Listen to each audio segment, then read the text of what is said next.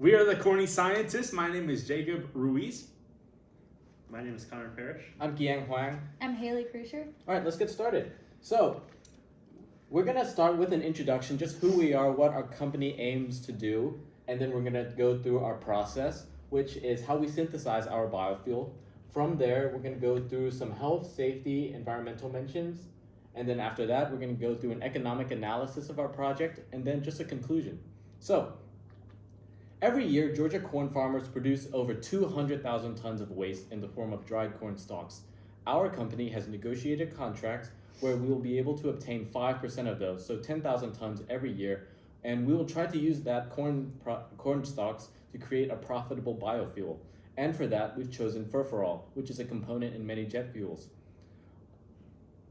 Producing Furfural from corn stover is beneficial not only to you, the investors, but also to farmers and to the environment.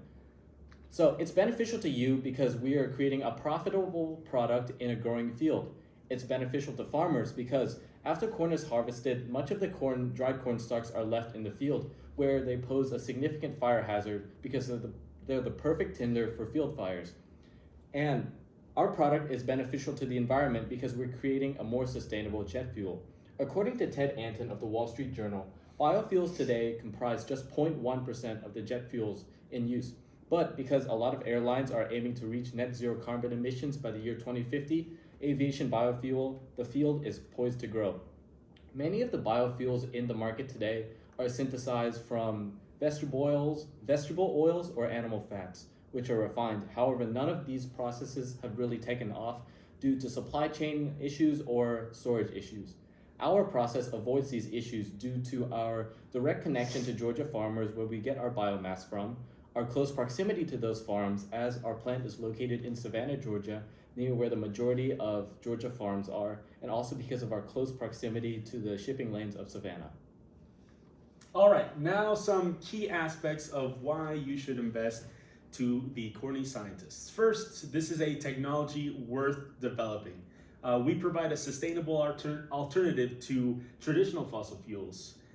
This technology represents a crucial step forward to achieving energy independence. And second, profitability. Our streamlined processes not only reduce production costs, but also increase the demand for sustainable energy solutions. So I'm going to briefly go over some of the key aspects of our process. First off, our process takes place in three main steps. So the first one is a pre-treatment step in which we basically take our raw feedstock and we break it down into monomer units. The second is a dehydration step where we take xylose, our monomer unit, and we dehydrate it, turning it into furfural. And the third step is a distillation process where we essentially purify that furfural and also separate it from the impurities that are formed. Those impurities themselves are actually revenue streams as well, which is why that step is quite important. For the reaction conditions, that pre-treatment step takes place at about 158 degrees Celsius and 5.5 atmospheres. When it's bumped over to the dehydration reactor, our second reaction vessel, it takes place at more aggressive conditions, which are 190 degrees Celsius and 13.4 atmospheres. It's also really important that for that step, the concentration of sulfuric acid is 0.1 molar. In terms of our key outputs, obviously furfural is what we're trying to produce with our process, but during the pre-treatment stage, methanol and acetic acid are created in appreciable amounts, so we can also sell those. And then we also have our residue, which is really important because we can take that and feed it back into the system as a source of energy for energy-intensive units. Excuse me. For the reaction specifics, during the pre-treatment stage, we basically take our hemicellulosic biomass and we treat it with dilute sulfuric acid. That's a hydrolysis step in which we take xylan and we hydrolyze it into xylose. We do the same thing with the glucan into glucose, but that doesn't really happen to an appreciable extent. And it also doesn't help us because we want those 5 carbon sugars, not 6 carbon sugars. This third reaction that occurs is actually a key reaction. That's the start of our furfural dehydration. So we take our xylose, we dehydrate it and turn it into furfural, producing water.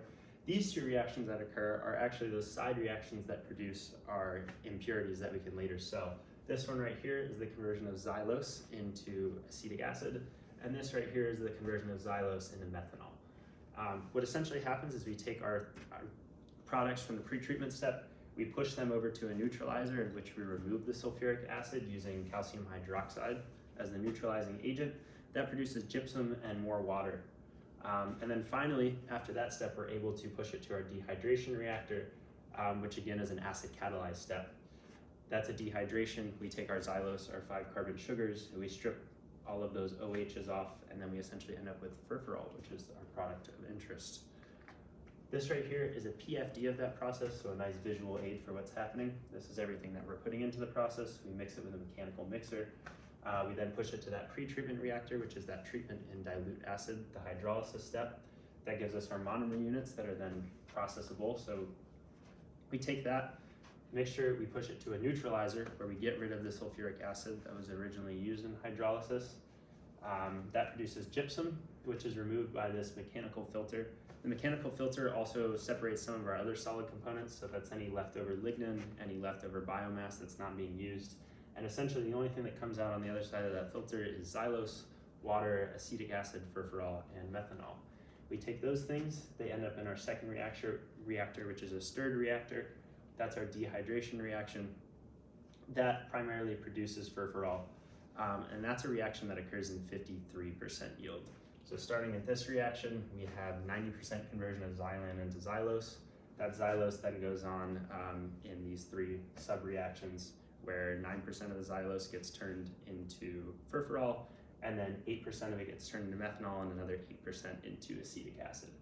The acetic acid and methanol end up being about 1 to 3% by weight of that product mixture that moves from this first reactor to the neutralizer.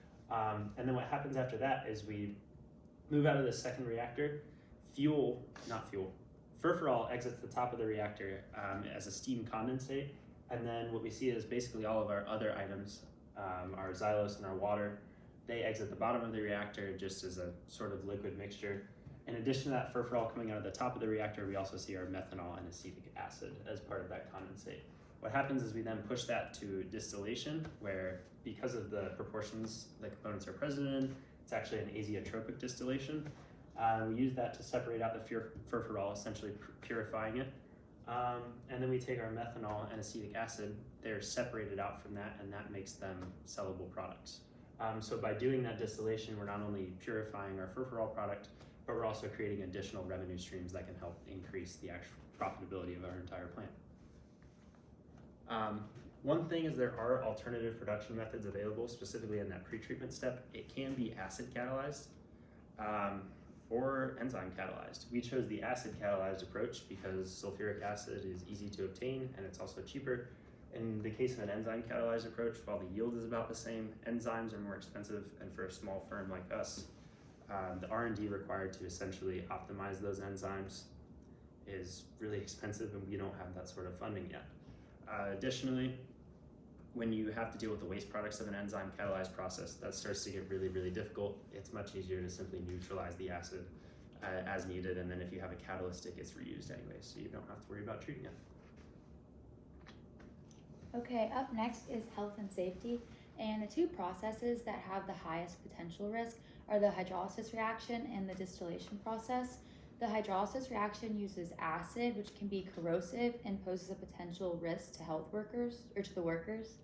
One way we would handle this is implementing corrosive resistant materials, also having effective ventilation and requiring personal protective equipment for all the workers involved with this reaction. For the distillation process, it uses a lot of heat, which is a potential fire hazard. So we would handle this by ensuring precise temperature control, having emergency shutdown systems, and requiring regular equipment maintenance to prevent any overheating or potential fire incidents. Some other health and safety things to be aware of, some more hazards. The sulfuric acid fed to the mixer is caustic. The steam under pressure can cause burns and explosions in thermal chemical units. The mechanical mixers and crushers in the factories pose an injury risk due to the moving parts, and the corrosion and damage is from the improper acid mixing ratios. And then in terms of the environment, because we're using sulfuric acid and other chemicals in the process, we may generate waste like other chemical waste, and the disposal of these byproducts might pose environmental risk if it's not managed properly. Also, we are repurposing the corn stover into furfural, which reduces agricultural waste specifically the dried corn stalks left after harvest. All right, so now just a quick overview over the cost estimates for our plant. These are the major equipment, the major bulk items that we will have composing the plant and the equipment that we need, totaling to our ISBL number. Also included in this is the OSBL, contingency value, and the working capital. Next, we have our revenue streams. We calculated all of our revenue in tons per year and dollars per ton. So first, we have our values here for Furfural, our main product, and we have two side bystander products produced, methanol and acetic acid, and the totals that we make for those. We have our TCOP value right here and our yearly profit of around 400K per year, allowing us to have a payback period of 0.23 years. So this is just our cash flow diagram, putting everything into one graph. This dent here that goes negative is our debt that we will have before we start our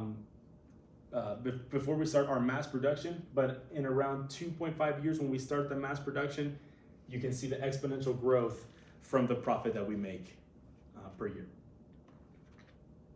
So kind of wrapping up everything we went over, the biggest goal of our project was to design a viable biochemical process that utilizes the dried corn stalks obtained from the Georgia corn farmers as feedstocks to produce the high-value bio-based product. And then some sub-goals within that kind of big umbrella was we wanted to turn a profit while also mitigating the agricultural waste and hazards. Our final process aims to use the discarded corn stover, the byproduct of Georgia farming, to create Furfural, a component used in jet fuels. We are able to do this with an acid catalyzed process that efficiently converts this agricultural waste into a valuable resource while also reducing the field fire hazards and contributing to sustainable jet fuel production. This process stands out from other processes because of its potential cost effectiveness streamlined process compared to the enzyme catalyzed methods, which are much more complicated and costly. So we've created the opportunity to make a significant impact on both waste reduction and sustainable fuel development. And lastly, we will turn a profit in about 2.83 years. And then looking kind of towards the future, our next steps are expanding, and we're going to do this by utilizing the Corn Belt. And the Corn Belt is kind of Kansas, Indiana, Illinois, places out west in the U.S. that are the primary producers of corn. We want to create business with them, create partners with the farmers there, and kind of move our business out west. Also, we want to become sustainable aviation fuel technology providers. This will give us a lot more market credibility, which can also lead to more valuable partnerships in the future. Thank you for listening. Thank you. Thank you.